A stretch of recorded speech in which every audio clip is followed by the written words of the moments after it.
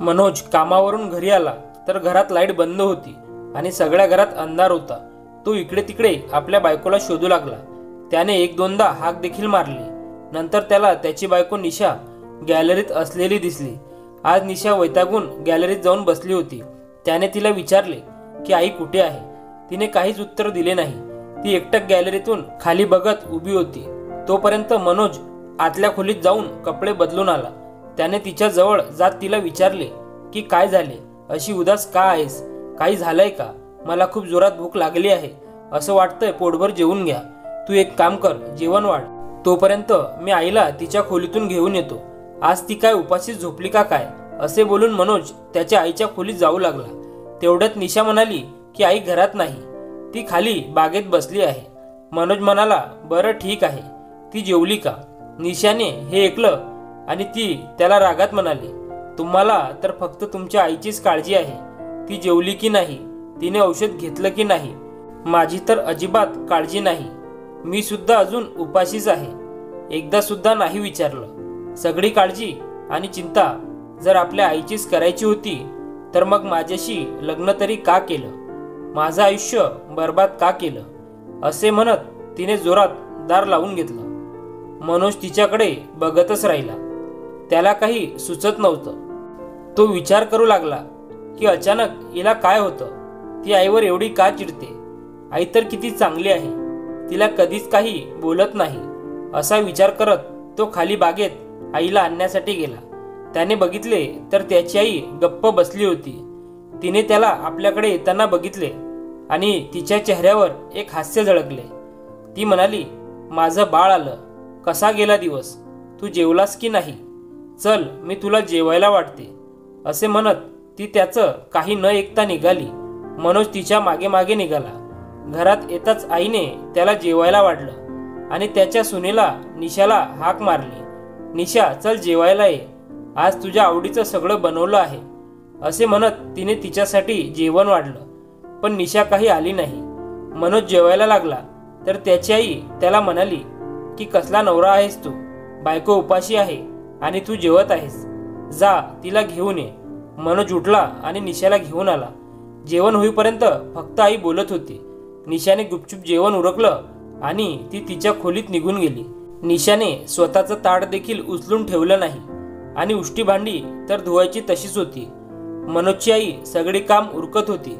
तेवढ्यात मनोज त्याच्या खोलीत गेला आणि निशाला म्हणाला की काय पद्धत आहे? तिकडे आई एकटीच सगळी काम करत आहे आणि तू इथे निवांत बसली आहेस। थोडी तरी मदत करायची ना तिला। या म्हातारपणी तिने जेवण सुद्धा बनवायचं आणि त्यानंतरची भांडी सुद्धा तिनेच घासायची, मग तू घरात कशासाठी आहेस? निशा रागात त्याला म्हणाली बरं, म्हणजे मी या घरात असली कामं करायसाठी आली आहे का? मला ही असली कामं करता येत नाहीत। किती वेळा तुम्हाला सांगितलंय की एक स्वयंपाक करणारी बाई ठेवा, 4-5 हजार तर जातील, पण ही रोज रोजची कटकट तरी निघून जाईल। जेवण पण बनवा आणि त्यानंतर भाज्या पण निवडा। ही कामं तुमची आई करत असेल, मला नाही जमणार। मनोज म्हणाला निशा, आपण या घरात तिघेच आहोत। पहिलेच घरात झाडू आणि साफसफाई करण्यासाठी एक बाई लावली आहे, कपडे धुण्यासाठी ऑटोमॅटिक वॉशिंग मशीन आहे आणि 3 माणसांना असं किती जेवण बनवायला लागतं, त्यासाठी वेगळी बाई ठेवायची काय गरज आहे? 4-5 हजार काही कमी नाहीत। आई जर स्वयंपाक बनवत असेल तर तुलाही बनवायला काय हरकत आहे? जर माझी आई या वयात हे सगळं करू शकते तर मग तुला का होणार नाही?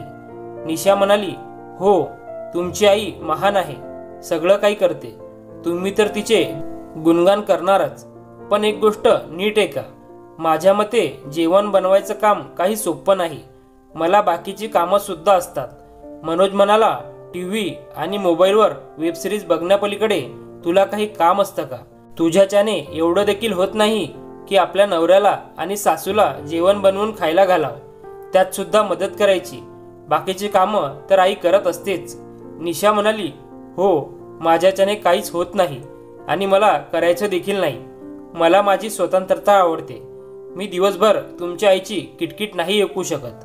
मला त्यांच्यासोबत राहायचं नाही, त्यांना कुठेतरी ठेवायचा बंदोबस्त करा, म्हणजे मी माझ्या मर्जीने राहू शकेन।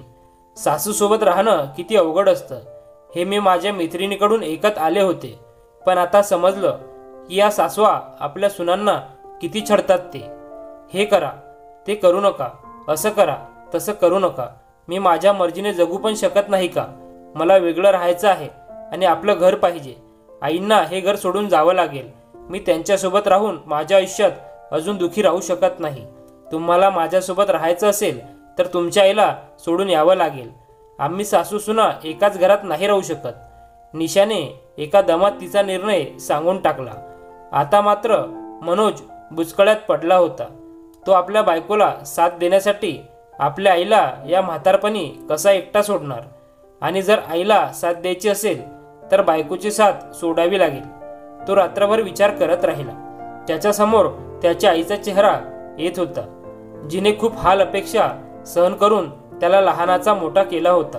आईचा एकुलता एक मनोज तिला खूप प्रिय होता. मनोज लहान असतानाच त्याचे वडील त्याला सोडून गेले. सासरच्यांनी आपला मुलगा जाताच तिला हाकलून दिले आणि माहेरच्यांनी ती विधवा आहे म्हणून तिचा सांभाळ करायचा टाळलं होतं. तेव्हापासून त्याच्या आईने एकटीनेच त्याचा सांभाळ केला. तिचं थोडंफार शिक्षण झालं होतं म्हणून तिला एका ठिकाणी नोकरी मिळाली. मग तिने एक घर घेतलं आणि तिच्या मुलाला चांगलं शिक्षण दिलं. तिने त्याला कधीच काही कमी पडू दिलं नाही.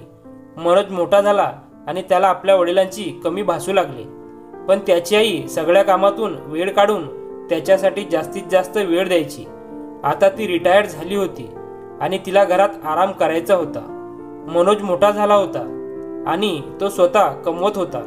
मग त्यासाठी स्थळ बघायला सुरुवात झाली.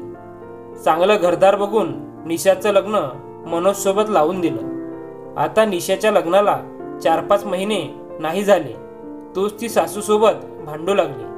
तिला तिच्या सासूने काहीही सांगितलेलं आवडत नव्हतं. ती सासूच्या प्रत्येक गोष्टीवर चिडत होती आणि हीच गोष्ट मनोजला खटकत होती.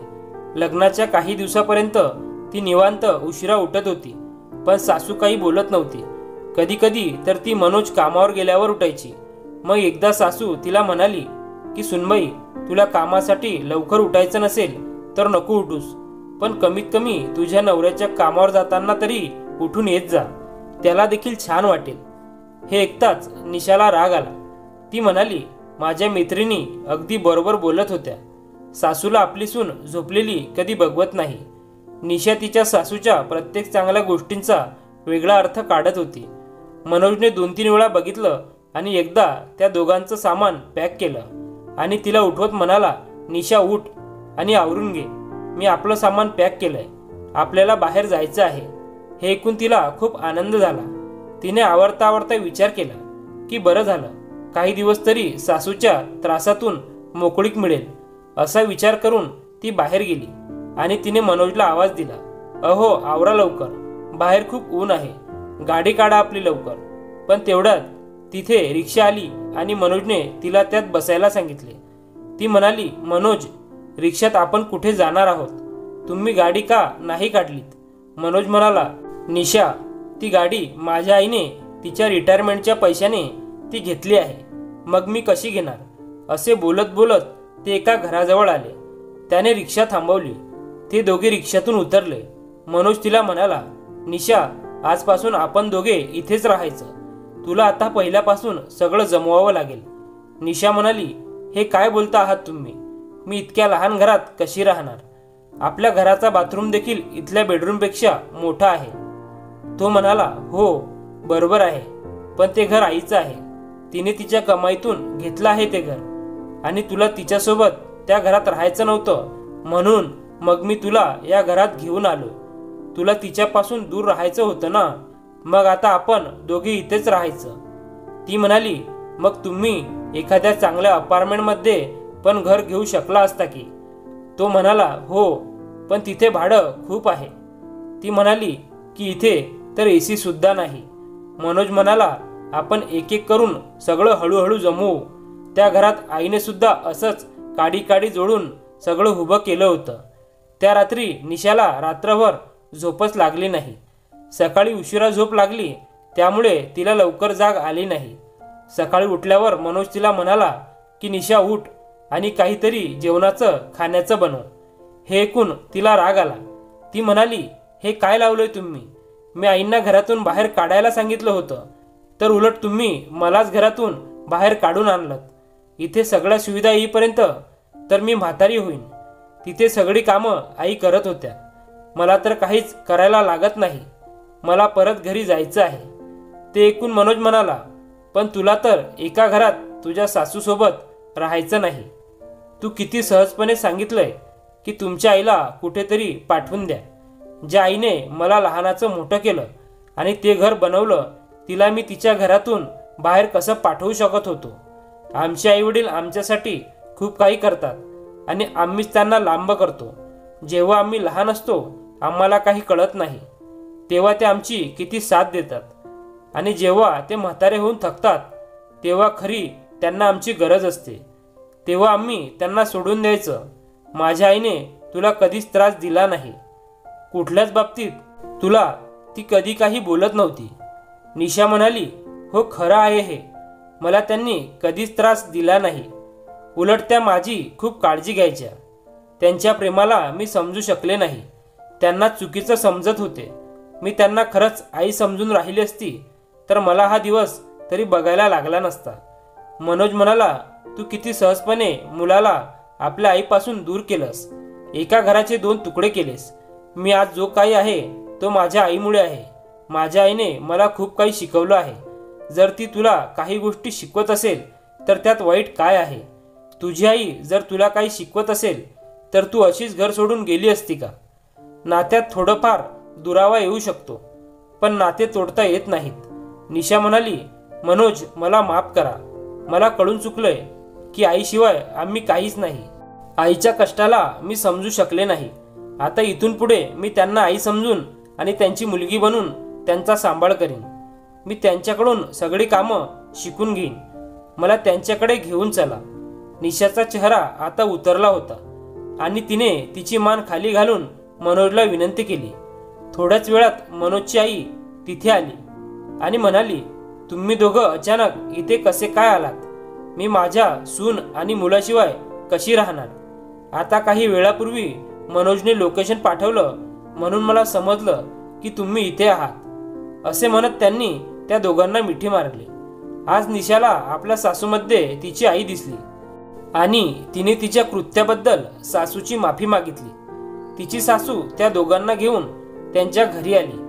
आता हळूहळू निशा नीट वागू लागली आणि तिने संसाराच्या गोष्टी आपल्या सासूकडून शिकायला सुरुवात केली.